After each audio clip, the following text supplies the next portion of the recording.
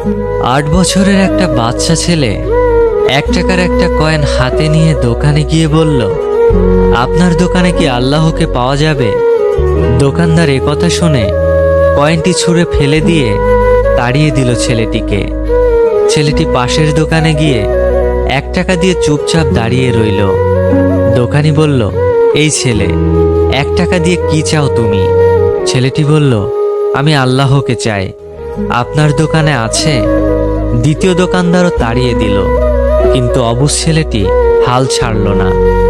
একটার পর একটা দোকানে ঘুরতে লাগলো।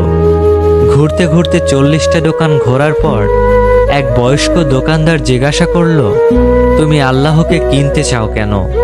কি করবে আল্লাহকে দিয়ে? এই প্রথম কোনো দোকানদারের মুখে এরকম প্রশ্ন শুনে ছেলেটির চোখে মুখে আশার আলো ফুটে উঠল। নিশ্চয়ই এই দোকানে আল্লাহকে পাওয়া যাবে। হতচকিত কণ্ঠে উত্তর দিল, আমার তো বাবা নেই। এই দুনিয়াতে আমার মা ছাড়া আর কেউ নেই। আমার মা সারাদিন কাজ করে আমার জন্য খাবার নিয়ে আসে। আমার মা এখন হাসপাতালে। মা মরে গেলে আমি খাবো কি? ডাক্তার বলেছে একমাত্র আল্লাহই পারে আমার মাকে বাঁচাতে। আপনার দোকানে কি আল্লাহকে পাওয়া যাবে?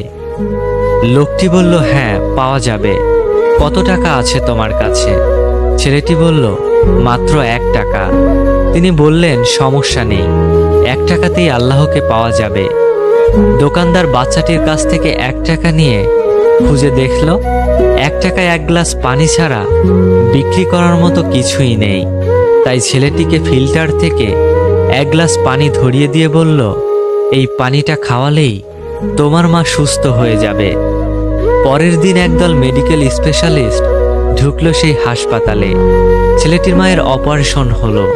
খুব দ্রুতই তিনি সুস্থ হয়ে উঠলেন।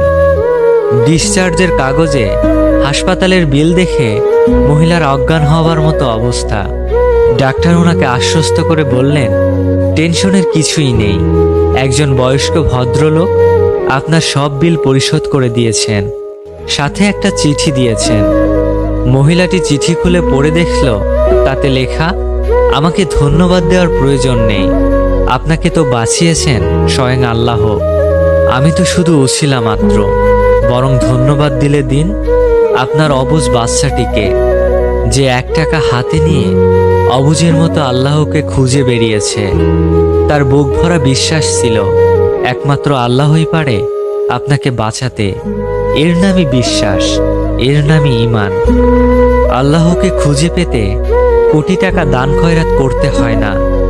বিশ্বাস নিয়ে মন থেকে খুঁজলে 1 টাকাতেও পাওয়া যায়। বইয়ের পাতা মানুষকে যা শিক্ষা দেয়, জীবনের পাতা তার থেকেও অনেক বেশি কিছু শিখিয়ে দিয়ে যায়। জন্ম নেওয়াটা ভাগ্যের ব্যাপার, মৃত্যু হওয়া সময়ের ব্যাপার, কিন্তু মৃত্যুর পরেও মানুষের মনে বেঁচে থাকাটা কর্মের ব্যাপার। শিক্ষিত হয়ে যদি ঠিককে ঠিক, ভুলকে ভুল বলার সাহস না থাকে, তবে আপনি সমাজের বোঝা ছাড়া আর কিছুই নন। আপনার সমস্ত শিক্ষা মিথ্যা। কাউকে দুঃখ দিয়ে বেঁচে থাকার চেয়ে দুঃখ নিয়ে বেঁচে থাকা অনেক উত্তম। কারণ নিজের কষ্টের জন্য কারো কাছে জবাবদিহি করতে হয় না, কিন্তু অন্যকে কষ্ট দিলে জীবনভর তার অভিশাপ মাথায় নিয়ে চলতে হয়। পৃথিবীর সবচেয়ে পুরাতন যন্ত্রের নাম ষড়যন্ত্র, যা যুগের পর যুগ সার্ভিসিং ছাড়াই চলে। 1 কেজি সোনার মূল্য 50 লক্ষ টাকা, 1 কেজি সাপের বিষের মূল্য 4 কোটি টাকা। ফ্যাক্ট হলো, এই সমাজে ভালো মানুষের চেয়ে বিষাক্ত মানুষের দাম অনেক বেশি। মন খারাপ, খুব অসহায় লাগছে, তবে কথাগুলো মিলিয়ে নিন, দেখুন তো সত্যি কিনা। মাথার উপর আপনার ছাদ আছে, শরীরে কাপড় আছে, দুবেলা খেতে পান, আর রাতে ঘুমানোর মতো জায়গা থাকলে বুঝবেন গোটা পৃথিবীর 75% লোকের চেয়ে আপনি ধনী। পকেটে যদি কিছু টাকা থাকে, আপনি যদি আপনার পছন্দ মতো কিছু কিনতে পারেন, যেখানে খুশি যেতে পারেন, তবে জানবেন গোটা পৃথিবীর 20% বিত্তশালীদের মধ্যে আপনি একজন।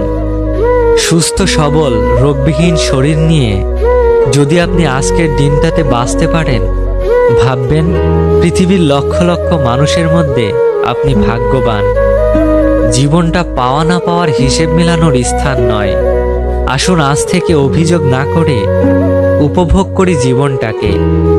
পৃথিবীতে সবচেয়ে সুন্দর দৃশ্য হলো কাউকে হাসতে দেখা। তার চেয়েও ভালো লাগবে যদি আমি জানতে পারি আমার কারণেই একজন মানুষের মুখে হাসি ফুটেছে। প্রয়োজনের চেয়ে বেশি সঞ্চয় করেছি, তবে টাকা নয়, কিছু বাস্তব অভিজ্ঞতা। 3 জায়গায় কখনো নরম হবেন না। নাম্বার 1, সত্যি কথা বলতে। নাম্বার 2, মা বাবাকে কেউ গালি দিলে। নাম্বার 3, নিজের স্ত্রীর ব্যাপারে। কাউকে ঠকিয়ে নিজেকে সুখী ভাবছো, ভুল ভাবছো। সময়ের ব্যবধানে তুমিও একদিন ঠকে যাবে। একটা বাস্তব সত্য, অর্থ যেখানে নেই, ভালোবাসা সেখানে দুর্লভ। সাপ তার বিষ রাখে নিজের দাঁতে, কুকুর তার বিষ রাখে জিভে, কাকড়া বিছা তার বিষ লেজে রাখে, কিন্তু মানুষই একমাত্র প্রাণী যে কিনা বিষ নিজের অন্তরে রাখে।